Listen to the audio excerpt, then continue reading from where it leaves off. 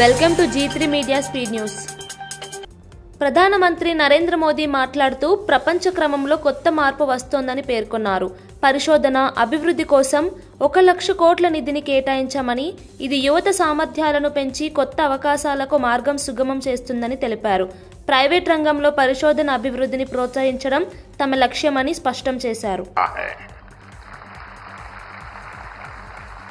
हमने अनुसंधान national research foundation बनाया है ताकि हमारी यूनिवर्सिटीज में रिसर्च और इनोवेशन को स्केल अप किया जा सके.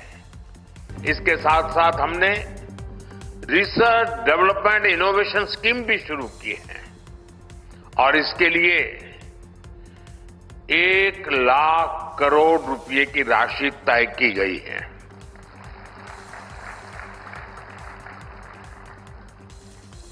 आपको लगता होगा ये 1 लाख करोड़ मोदी के पास रहने वाला है, इसलिए ताली नहीं बजा रहे हो.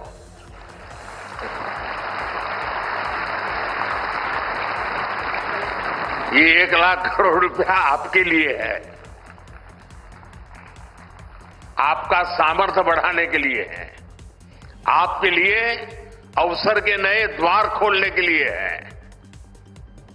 हमारा प्रयास है कि प्राइवेट सेक्टर में भी रिसर्च एंड डेवलपमेंट को बढ़ावा मिले.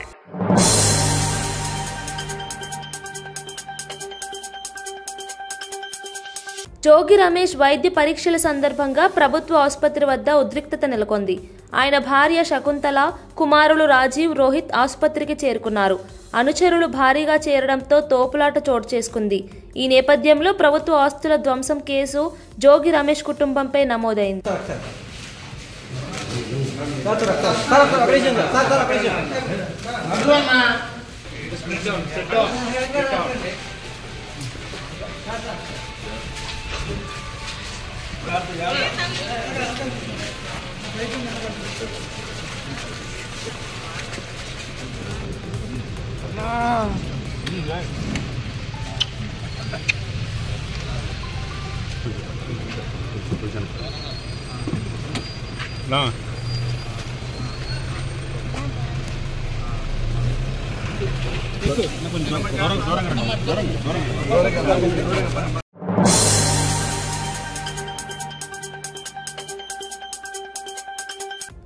సూర్యాపేట జిల్లా బాలెం గురుకుల పాఠశాలలో ప్రిన్సిపల్ శైలజ బీర్లు తాగిందని విద్యార్థినీలు ఆగ్రహం వ్యక్తం చేశారు.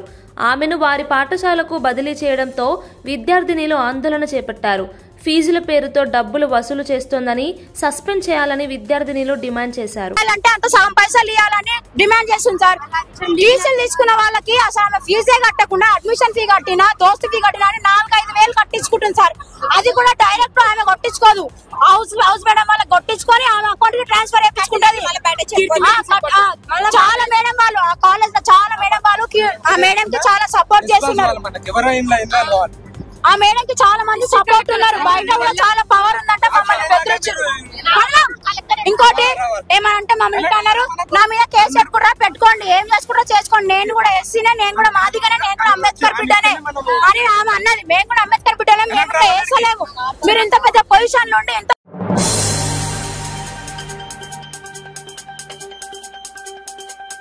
పాలకొల్లులో తుఫాన్ ప్రభావిత ప్రాంతాలను మంత్రి నిమ్మల రామానాయుడు పర్యటించారు. 490 చేనేత కుటుంబాలకు బియ్యం, నిత్యావసర సరుకులు అందజేశారు. వైసీపీ ప్రభుత్వ కాలంలో తుఫాన్లు వస్తే సీఎం జగన్ ప్యాలెస్ లో నిద్రపోయేవాడని విమర్శించారు. 1924లో వాళ్ళు ఏం చేశారు? వాళ్ళు కూడా చేశారు. పాపం ఏం చేశారు? మేం కట్టినటువంటి మీ ఇంటిని మిమ్మల్ని బ్యాంకుల దగ్గర తీసుకెళ్లి తాకట్టు పెట్టి 6 లక్షల రూపాయలు తీసుకున్నారు. అంటే మేము 6 లక్షల రూపాయలు విలువ మీకు ఇచ్చాం, 6 లక్షల రూపాయల అప్పు వాళ్ళు మీకు ఇచ్చారు. ఎంత తేడా ఉందో మీరు ఒక్కసారి అర్థం చేసుకోండి. అంటే ప్రభుత్వం మారితే మరి ఏ రకమైన ఇబ్బంది వచ్చిందో. మనం వేసేటువంటి ఓటు అభివృద్ధి వైపు నడవాలి, మనం వేసేటువంటి ఓటు విధ్వంసం వైపు నడవకూడదు.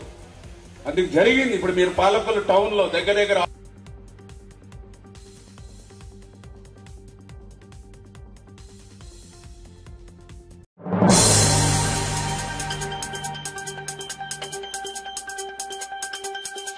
కార్తీక సోమవారం సందర్భంగా తెలుగు రాష్ట్రాల్లో శైవ ఆలయాలు భక్తులతో నిండిపోయాయి. తెల్లవారుజాము నుంచే పవిత్ర నదుల్లో స్నానాలు ఆచరించి శివాలయాల్లో పూజలు, అభిషేకాలు నిర్వహించారు. భక్తులు కార్తీక దీపాలు వెలిగించి శివస్మరణతో ఆలయాలు మారుమ్రోగాయి.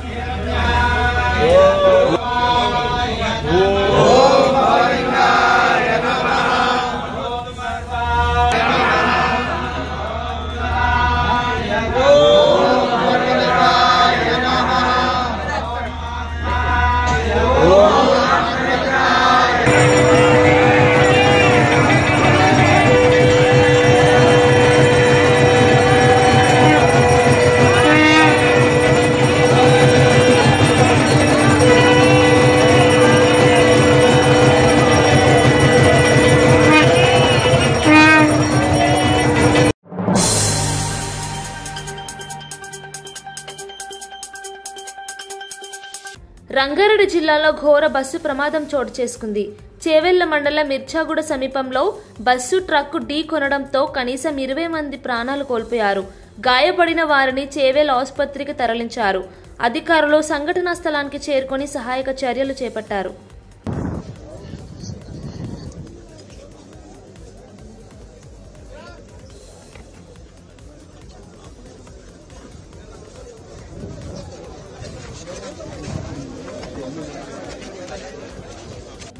See, today morning, this bus of Vikarabad depot, while going towards Hyderabad, at that time the tipper was coming from Hyderabad side, from Chevella towards Vikarabad. There was head-on collision. It seems tipper was at very high speed, and tipper dashed this bus, and tipper was hitting the gravel, and that because of the gravel impact, many people.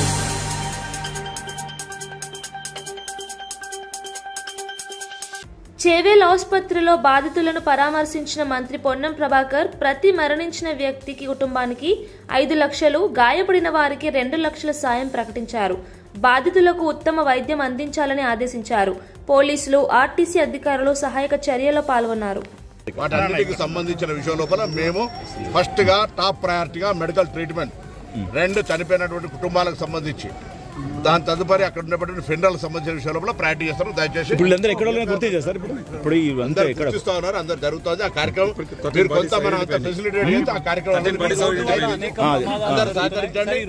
కార్యక్రమం జరిగిన చెప్పి ఇప్పుడు ఇవన్నీ మాట్లాడతామని చెప్తాను. ఇప్పుడు ఎంతమంది గుర్తించారు sir? Road గురించి మాట్లాడతాం. రోడ్డు ఎప్పుడు ఎందుకు లేట్ అవుతుంది, ఏం జరుగుతున్నాయని వివరాలన్నీ తెలుసు కదా. ఇప్పుడు మృతుల బంధువులు ఆవేదన వ్యక్తం చేస్తారు. వాళ్ళు రాజకీయాలు కాదు సార్.